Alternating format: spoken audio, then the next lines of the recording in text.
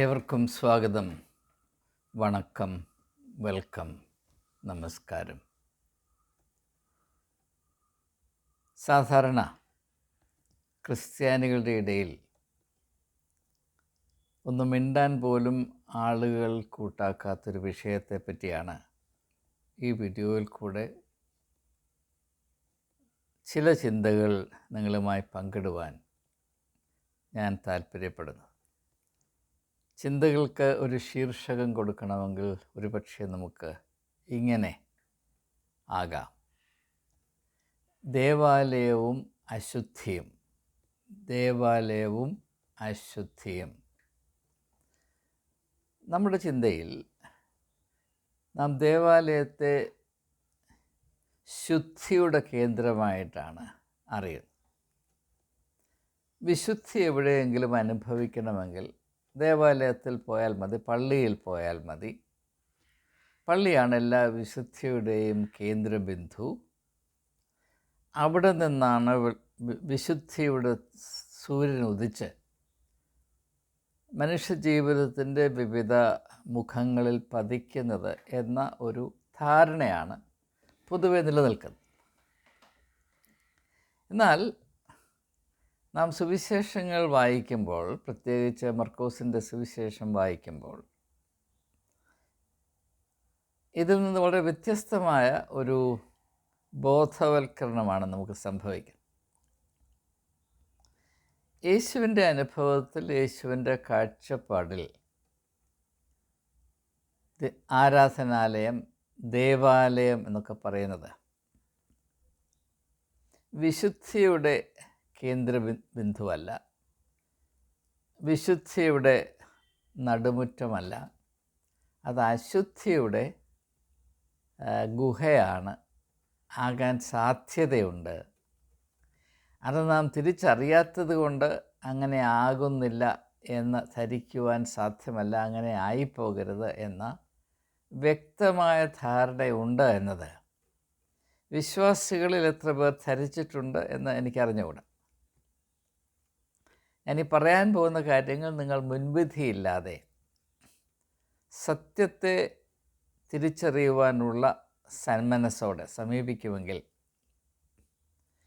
നമുക്ക് പ്രയോജനം നൽകുന്ന, ആന്തരികമായ വിടുതൽ നൽകുന്ന ചില വെളിപ്പെടുത്തലുകൾ അത് യേശു മുൻകരുതലോടെ നൽകിയതായതുകൊണ്ട് നമുക്ക് പ്രാപിപ്പാൻ ഇടയാകും എന്ന പ്രത്യാശയിൽ ഈ ഒരു അന്വേഷണ അനുഭവത്തിലേക്ക് ഏവരെയും സവിനയം ക്ഷണിച്ചുകൊള്ളുന്നു.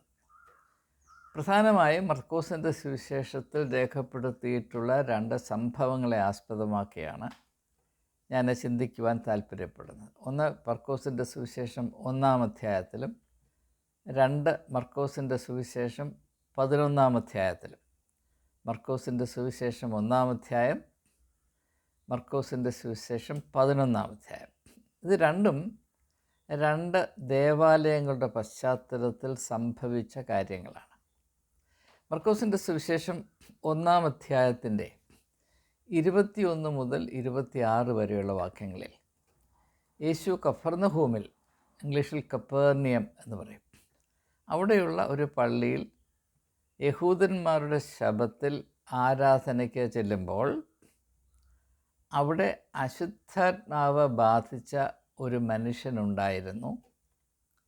അവൻ യേശുവിൻ്റെ സാമീപ്യം അറിഞ്ഞിട്ട് അവൻ്റെ ഉള്ളിൽ സ്ഥിതി ചെയ്യുന്ന അശുദ്ധാത്മാവ് ശ്വാസം മുട്ടിയിട്ട് നിലവിളിച്ച് എന്നെ ശല്യം ചെയ്യരുതേ എന്ന് അപേക്ഷിക്കുന്ന ഒരു സാഹചര്യവും, യേശു തൻ്റെ ആത്മീയ അധികാരം ഉപയോഗിച്ച് അശുദ്ധാത്മാവെ നീ ഈ മനുഷ്യനെ വിട്ടു പോകുക എന്ന് കൽപ്പിക്കുകയും അപ്രകാരം സംഭവിക്കുകയും ചെയ്ത ആ ഒരു കാര്യമാണ് ഞാനിപ്പോൾ സൂചിപ്പിക്കുന്നത്.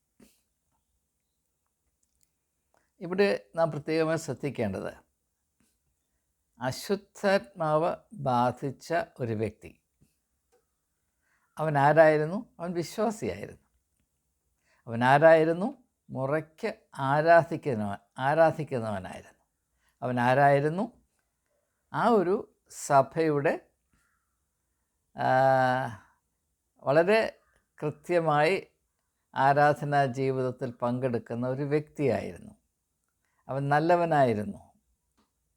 മറ്റുള്ളവർ ഒരു പക്ഷേ അവനെ അവൻ്റെ മതബോധത്തെ ആസ്പദമാക്കി അഭിനന്ദിച്ചിട്ടുണ്ടാകും, അല്ലെങ്കിൽ അവനെ ബഹുമാനിക്കുന്നുണ്ടായിരിക്കാം. ഏതായാലും ഒരു കാര്യമെങ്കിലും വളരെ വ്യക്തമാണ്.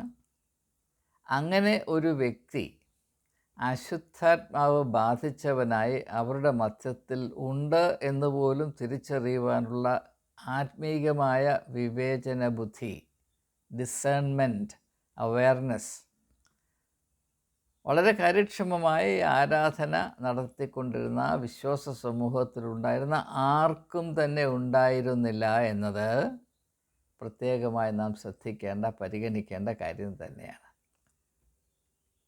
എന്നാൽ യേശു അവിടെ കടന്നു വരുന്നതോടുകൂടെ ഒരു വലിയ വ്യത്യാസം സംഭവിക്കുകയാണ്. അതുവരെ ആർക്കും ഉണ്ടാകാതിരുന്ന ഒരു ബോധവൽക്കരണം, the birth of a new awareness സംഭവിക്കുകയാണ്. അതെന്താണ്?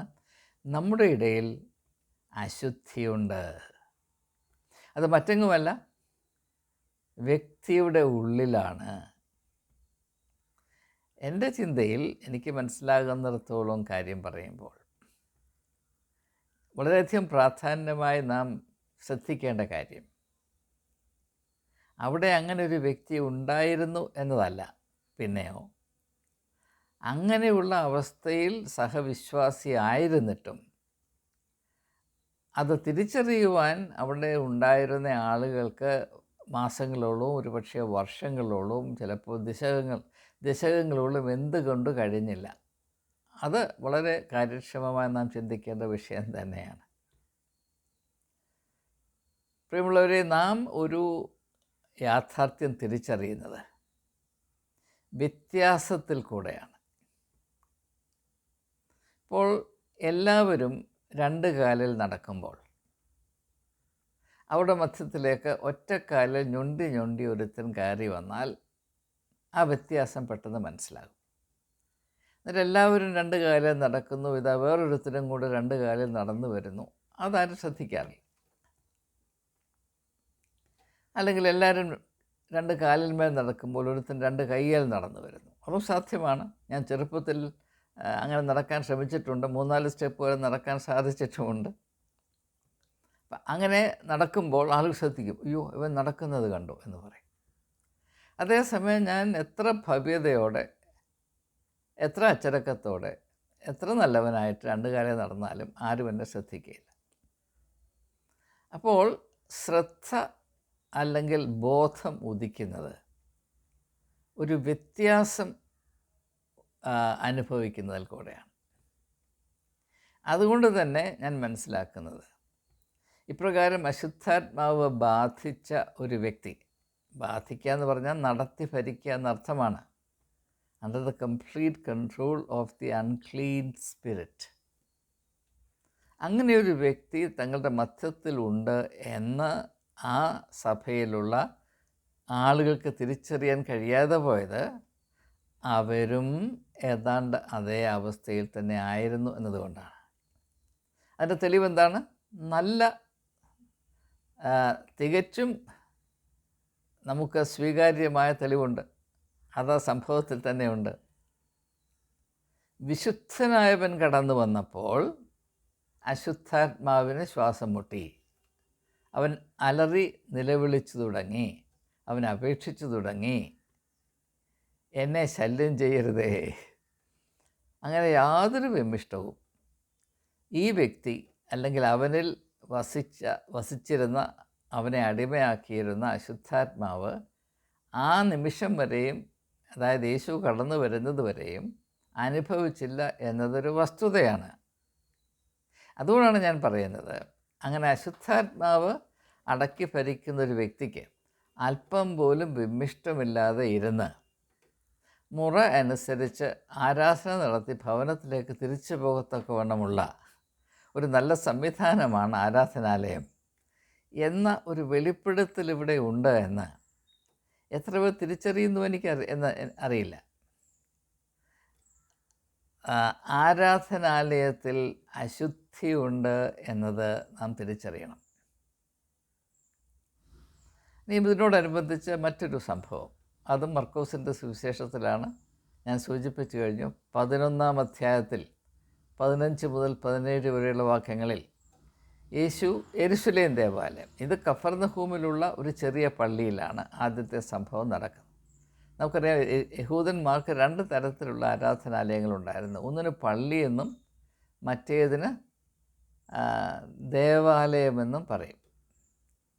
യഹൂദന്മാർ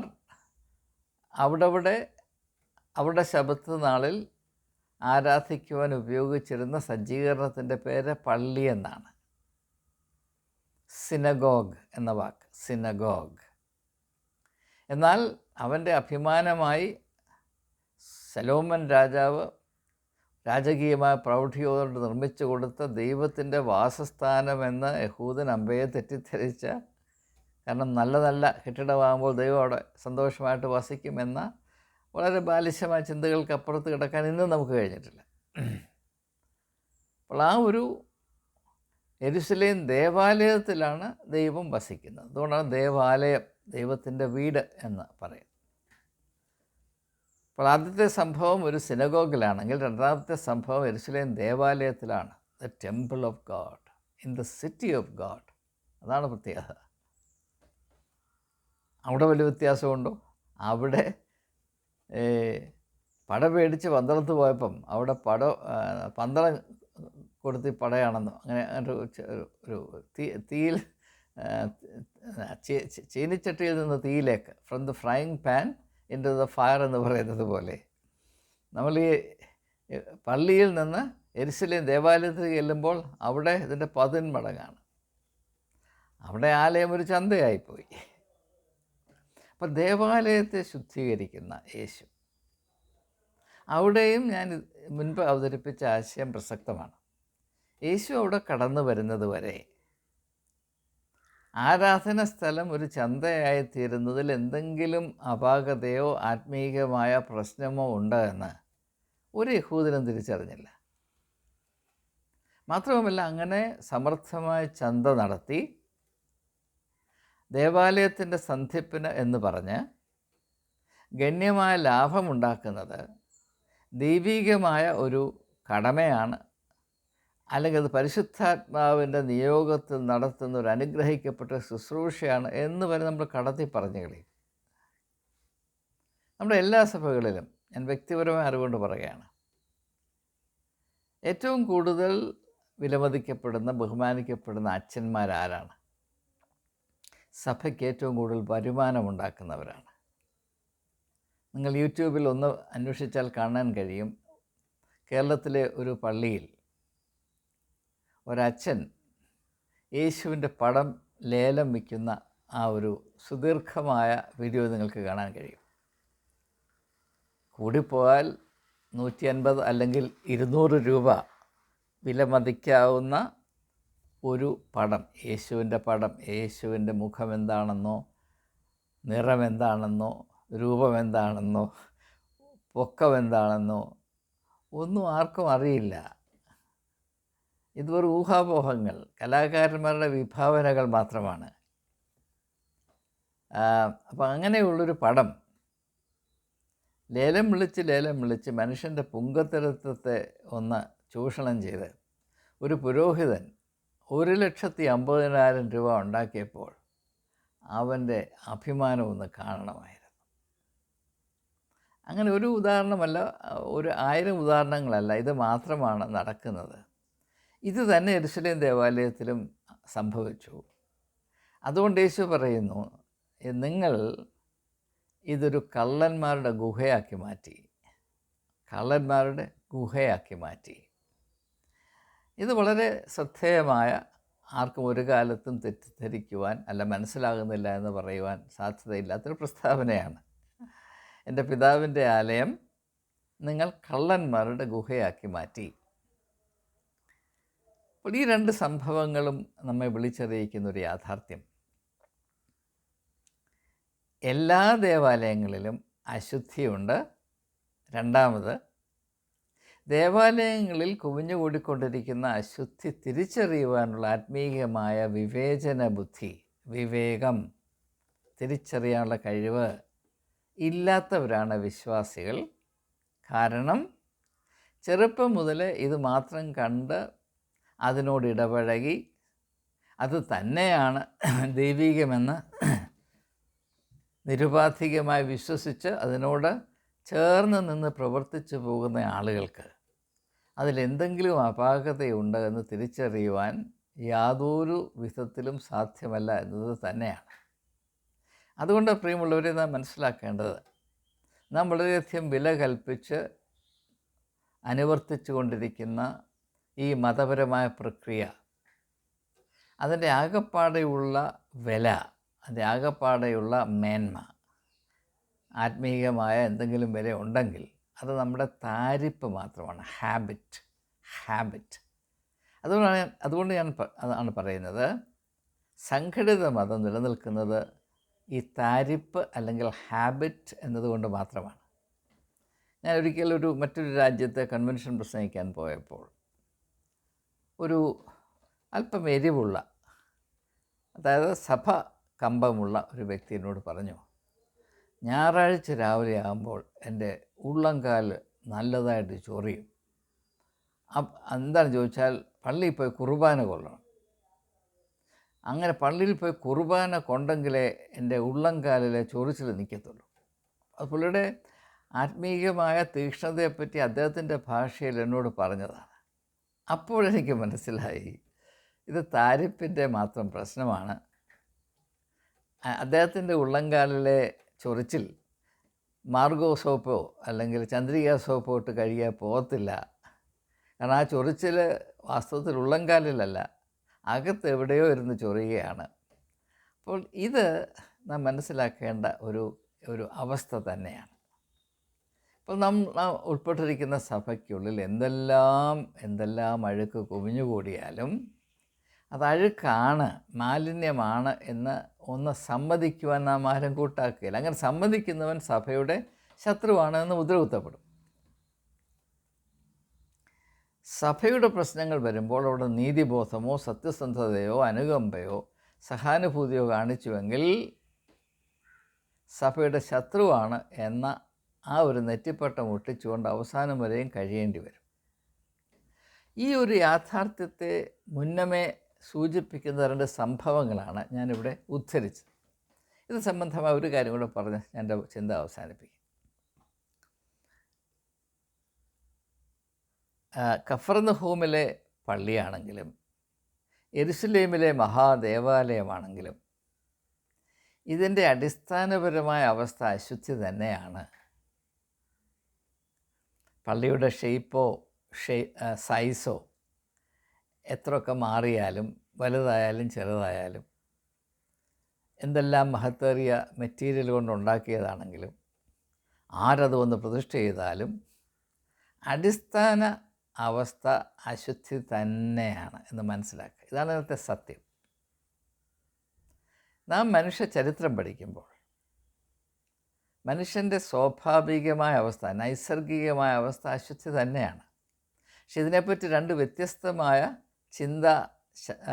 സമീപനങ്ങളുണ്ട്, സ്കൂൾസ് ഓഫ് തോട്ട്. ഉദാഹരണമായിട്ട് മനുഷ്യ സ്വഭാവം, അതിൽ വൈകല്യമുണ്ടോ ഇല്ലയോ, അതിൽ തിന്മയിലേക്കുള്ള ചായ്വുണ്ടോ ഇല്ലയോ, അതിൽ പൈശാചികമായ പ്രവണതയുണ്ടോ ഇല്ലയോ. 2 തുലവും വ്യത്യസ്തമായ അഭിപ്രായങ്ങളുണ്ട്. ഫ്രഞ്ച് ചിന്തകനായിരുന്ന റൂസോയോട് ചോദിച്ചാൽ ആദിമ മനുഷ്യൻ, അതായത് പ്രാകൃത മനുഷ്യൻ, സാവേജ് എന്ന് പറയും. മനുഷ്യൻ്റെ പുരോഗതി പറയുന്നത് ഗുഹാമനുഷ്യൻ, savage, barbarian, civilised human being. Cave man, savage, barbarian, civilised people. ഇങ്ങനെ പല ഘട്ടങ്ങളിൽ കൂടെ കടന്നാണ് നമ്മളിവിടെ എത്തിയെന്നുള്ളതാണ് ചരിത്രകാരന്മാരും നരവംശാസ്ത്രക്കാരും നമ്മൾ പറയുന്നത്, ആന്ത്രോപോളജിസ്റ്റ് ഒക്കെ പറയും.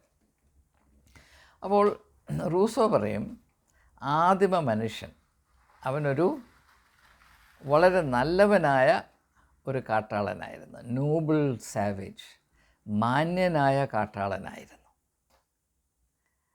എന്ന് പറഞ്ഞാൽ അവൻ്റെ സ്വാഭാവികമായ പ്രവണതകളെല്ലാം നല്ലതായിരുന്നു. എന്നാൽ സംസ്കാരം പുരോഗമിച്ചതോടുകൂടെയാണ് അവൻ ഈ കള്ളത്തരവും കൃത്രിമവും അനീതിയും അക്രമമൊക്കെ പഠിച്ചത് എന്നാണ് അദ്ദേഹം പറയുന്നത്. അപ്പം അതുകൊണ്ട് മനുഷ്യൻ്റെ ഈ അധപ്പതനത്തിൻ്റെ പ്രധാനപ്പെട്ട ഉത്തരവാദിത്വം സമൂഹത്തിൽ സ്ഥിതി ചെയ്യുന്ന സ്ഥാപനങ്ങൾക്കാണ്, സംസ്കാരത്തിനാണ് എന്ന ഒരു ചിന്തയാണ്. എന്നാൽ അതേസമയം തന്നെ റൂസോ ഇത് പറയുമ്പോൾ തന്നെ നേരെ മറിച്ച അഭിപ്രായം, അത് അങ്ങനെയല്ല, ആദിമ മനുഷ്യനേക്കാൾ അതിനുശേഷമുള്ള തലമുറകളാണ് മെച്ചപ്പെട്ടു വന്നത്. കാരണം മനുഷ്യൻ്റെ പ്രാകൃത സ്വഭാവം എപ്പോഴും ഈ അശുദ്ധിയായിരുന്നു. ഉദാഹരണമായിട്ട് കള്ളം പറയുക, ഇഷ്ടമില്ലാത്തവരെ കൊന്നുകളയുക, അവൻ്റെ വസ്തുക്കൾ പിടിച്ചു പറിക്കുക. ട്രൈബൽ യുദ്ധങ്ങൾ അങ്ങനെയാണ് നടന്നതെന്ന് നമുക്കറിയാം. ഇപ്പോൾ വേദപുസ്തകത്തിൽ തന്നെ കയീൻ ഹാബേലിനെ കൊന്നു. അപ്പോൾ നമുക്ക് പറയാം അത് ആദാമിൻ്റെ ഹവ്വയുടെ ആദിമ പാപം കൊണ്ടാണ്. പക്ഷെ എന്തുകൊണ്ടാണ് അനുസരണക്കേട് അവരുടെ മനസ്സിൽ വന്നത് എന്നതിന് ഉത്തരവില്ല. അപ്പോൾ മനുഷ്യ സ്വഭാവം ആദ്യം മുതലേ പരിശുദ്ധമായിരുന്നുവെന്നും അത് പിൽക്കാലത്ത് മാത്രമാണ് അതിൽ വൈകല്യങ്ങളും അശുദ്ധിയും നുഴഞ്ഞു കയറിയത് എന്നുള്ളതിന് ചരിത്രപരമായ പ്രസക്തി സ്ഥാപിക്കുവാൻ വളരെ പ്രയാസമാണ്. എന്നാൽ മറ്റൊരു ചിന്താഗതി എന്താണെന്ന് ചോദിച്ചാൽ, മനുഷ്യൻ്റെ ആരംഭം അശുദ്ധിയിലാണ്. എന്നാൽ തലമുറകൾ അവരുടെ യജ്ഞങ്ങൾ കൊണ്ട്, പ്രയാസങ്ങൾ കൊണ്ട്, തത്രപ്പാടുകൾ കൊണ്ട് ഈ അശുദ്ധിയിൽ നിന്ന് മുൻപോട്ട് പോകുവാൻ ശ്രമിച്ച്, ഉദാഹരണമായിട്ട് കാട്ടാളന് സത്യം പറയണം എന്ന അറിവില്ല.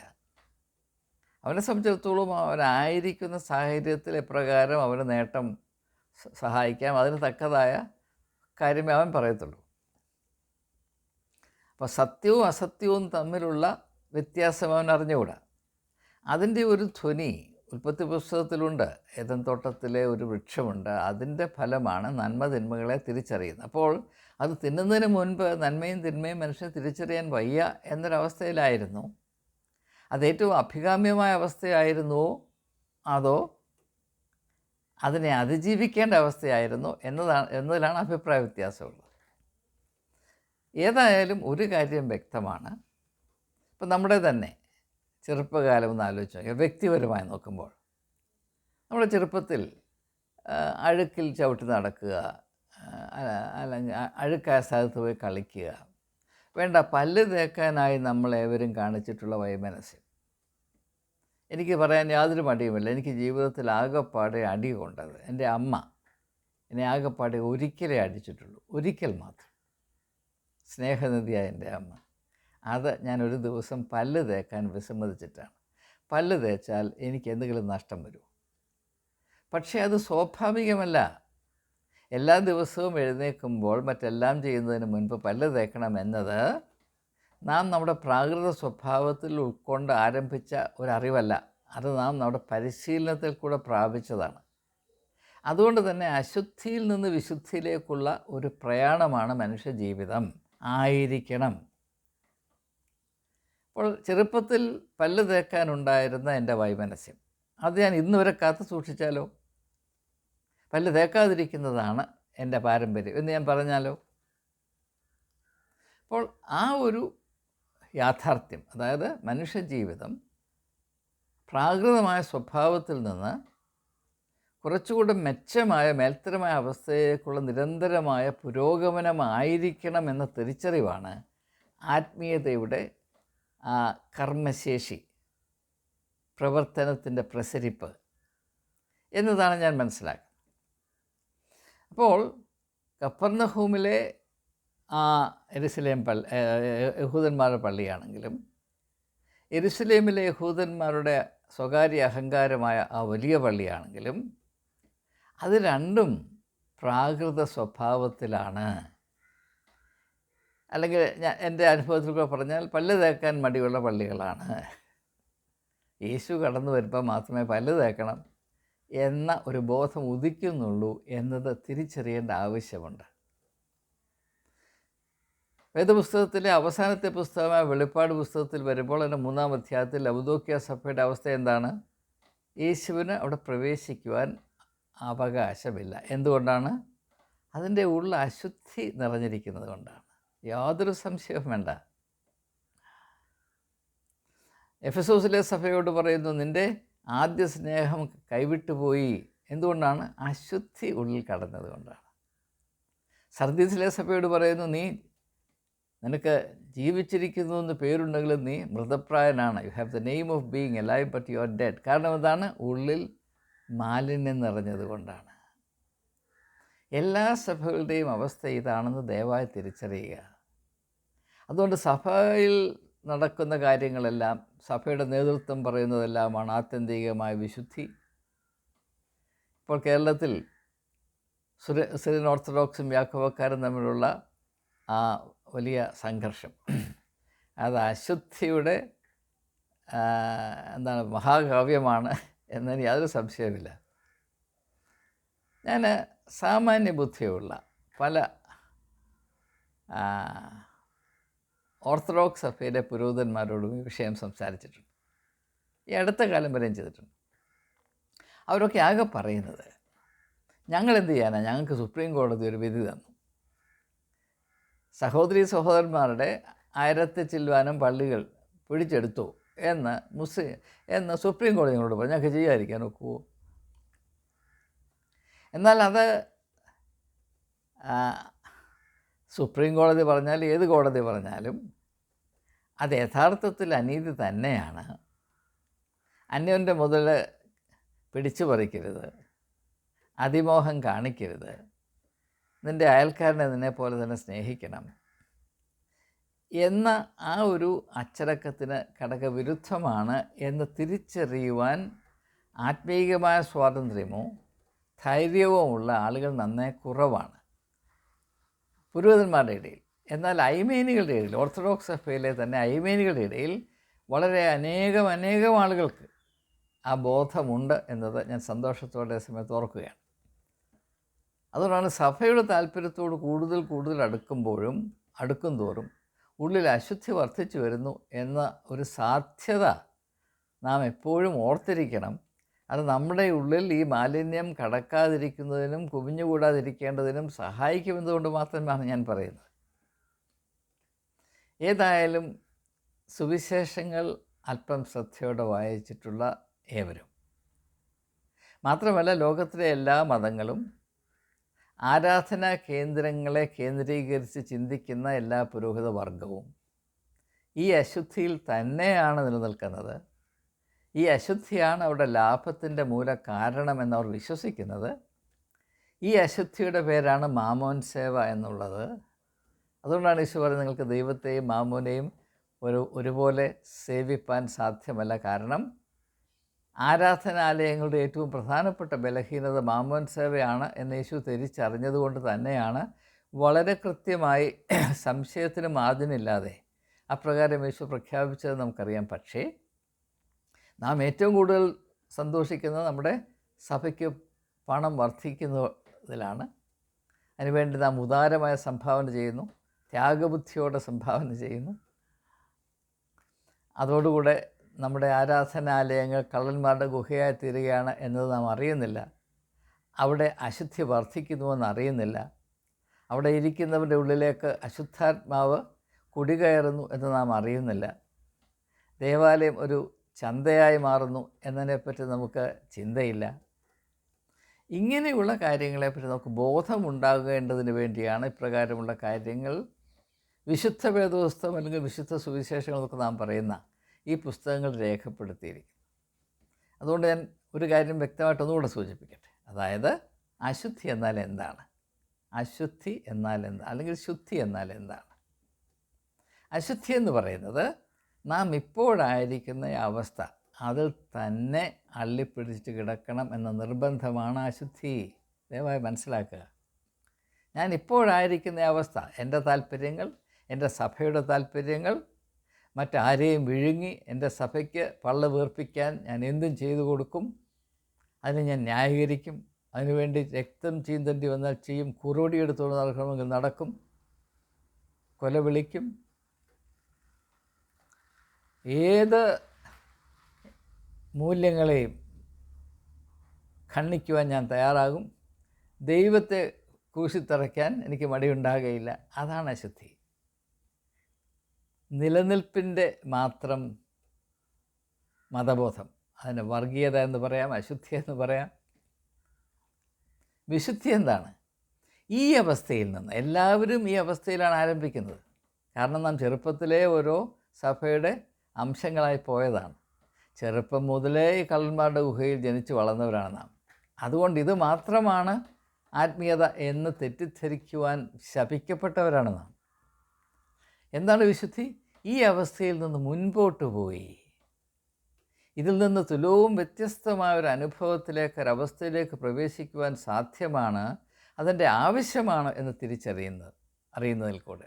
അതിൻ്റെ ഉത്തമ ഉദാഹരണമാണ് യോഹന്നാൻ്റെ സുവിശേഷം 3-ാം അധ്യായത്തിൽ കാണുന്ന നിക്കോദീമോസിൻ്റെ രാത്രിയിലുള്ള അന്വേഷണ വരവ്. യേശുവിനെ കാണാനായി വരുന്നില്ല, എൻ്റെ രാത്രിയുടെ മറുപിടിച്ച് വരുന്നില്ലേ? അവൻ ഏകദേശം അറിയാമായിരുന്നു, അവൻ പ്രതിനിധാനം ചെയ്യുന്ന ഈ മതസംവിധാനം അശുദ്ധിയുടെ ഒരു സംവിധാനമാണ്. വിശുദ്ധനായ വിനിത വന്നിരിക്കുന്നു, അവൻ്റെ കാലൊച്ച തോട്ടത്തിൽ ഞാൻ കേൾക്കുന്നുണ്ട്. അതിനോട് ആത്മാവ് പ്രതികരിച്ചത് കൊണ്ടാണ് പകൽ വരാൻ പേടിയായിരുന്നിട്ടും രാത്രിയിൽ എങ്ങനെയെങ്കിലും വന്ന് ഒന്ന് കാണുവാൻ നിക്കോദീമോസ് വന്നു. പക്ഷേ അവൻ ചെറുപ്പം മുതലേ പരിശീലിച്ചതും നാളിതുവരെ അവൻ വളരെ വിലമതിച്ച് കാത്തു സൂക്ഷിച്ചതുമായ ആ അശുദ്ധിയുടെ സമ്പത്ത് ഉപേക്ഷിക്കുവാൻ മനസ്സില്ലായിരുന്നു. അതുകൊണ്ട് യേശുവിൻ്റെ ഉപദേശം ഏത് തോതുവരെ അവന് പ്രയോജനപ്പെട്ടു എന്നത് വചനം രേഖപ്പെടുത്തുന്നില്ല. അതിനെപ്പറ്റി പിന്നെ പിൽക്കാലത്ത് പല ഊഹാപോഹങ്ങളുണ്ട് എന്നത് ഞാൻ മറക്കുന്നില്ല. അപ്പോൾ വിശുദ്ധിയെന്നും അശുദ്ധിയെന്നും രണ്ട് യാഥാർത്ഥ്യങ്ങളുണ്ട്. മനുഷ്യൻ്റെ ആത്മീയ ജീവിതം ഒരു യാത്രയാണ്. അശുദ്ധിയിൽ നിന്ന് വിശുദ്ധിയിലേക്കുള്ള ഒരു തീർത്ഥയാത്രയാണ്. ആ യാത്രയിൽ ഉൾപ്പെടുന്ന വഴിയുടെ പേരാണ് യേശു. അതുകൊണ്ടാണ് യേശു പറഞ്ഞത്, ഞാൻ തന്നെ വഴിയും സത്യവും ജീവനുമാണ്. എന്ത് വഴിയാണ്? അശുദ്ധിയിൽ നിന്ന്, മനുഷ്യൻ്റെ സ്വഭാവത്തിൻ്റെ അന്തസത്തയായ അശുദ്ധിയിൽ നിന്ന് വിശുദ്ധിയിലേക്ക് വളരുവാനുള്ള വഴിയാണ് യേശു. അവിടെ സത്യത്തിന് പരമപ്രധാനമായ പ്രാധാന്യം കൽപ്പിക്കണം. അതുകൊണ്ടാണ് ഞാൻ തന്നെ വഴിയും സത്യവും. സത്യമില്ലാതെ വഴിയില്ല, വഴിയില്ലാതെ സത്യമില്ല. ഇത് വഴിയും സത്യവും കൂടെ ഒരുമിച്ച് ചേരുമ്പോൾ മാത്രമാണ് ജീവനുണ്ടാകുന്നത്. അതുകൊണ്ടാണ് യേശു പറഞ്ഞത്, അവർക്ക് ജീവനുണ്ടാകുവാനും സമൃദ്ധമായ ജീവനുണ്ടാകുവാനും ഞാൻ ആരാണ്? വഴിയും സത്യവുമാണ് വന്നത് എന്ന് പറയും. ഇപ്പോൾ പള്ളിയിൽ പോയതുകൊണ്ടോ മതപരമായ തീക്ഷ്ണത കാണിച്ചതുകൊണ്ടോ ക്രിസ്തുമതത്തിൻ്റെ വിമർശകരെ നടന്ന് കണ്ടുപിടിച്ച് കാടടക്കം വിമർശിച്ചതുകൊണ്ടോ ക്രിസ്തുവിനെ സംരക്ഷിക്കാൻ പത്രോസിനെ പോലെ വാളെടുത്ത് നടന്നുകൊണ്ടോ ഒരു കാര്യവുമില്ല. നാം നമ്മുടെ ജീവിതം പാഴാക്കി കളയുകയാണ്. അർത്ഥശൂന്യമായ കച്ചട അത് വലിയ വിരുന്നായി നാം കാണുകയാണ്. ഇത് വലിയ ഭോഷത്വമാണ്. നമ്മുടെ ഓരോരുത്തരുടെയും ഉള്ളിൽ ഒരു അശുദ്ധാത്മാവുണ്ടെന്ന് തിരിച്ചറിയുക.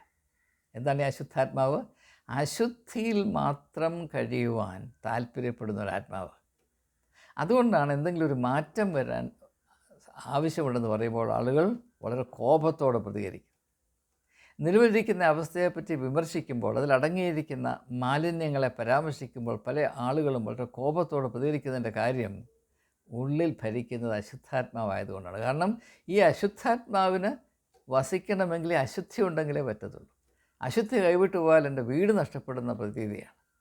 അങ്ങനെയാണ് പലരും പ്രതികരിക്കുന്നത് എന്ന് നമ്മുടെ ഈ ചാനലിൽ തന്നെ വരുന്ന പല പ്രതികരണങ്ങൾക്കൂടെ നിങ്ങൾക്ക് മനസ്സിലാക്കാനുള്ളതേ ഉള്ളൂ. അപ്പോൾ വളരെ പ്രധാനപ്പെട്ട ഒരു ആത്മീയ വിഷയമാണ്. ഇത് ക്രിസ്ത്യാനികളെ മാത്രം ബാധിക്കുന്ന പ്രശ്നമല്ല. നിങ്ങളുടെ മതം ഏതുമായിക്കൊള്ളട്ടെ, ഞാൻ ഈ അവതരിപ്പിച്ച ആശയങ്ങൾ വളരെ പ്രസക്തമാണ്. മനുഷ്യൻ്റെ പ്രത്യാശ ഈ വളർച്ചയിലാണ്, മുൻപോട്ടുള്ള ഈ പ്രയാണത്തിലാണ്. എന്താണ് ആ വളർച്ച? എന്താണ് പ്രയാണം? അശുദ്ധിയിൽ നിന്ന് വിശുദ്ധിയിലേക്ക്. ഏവർക്കും നമസ്കാരം.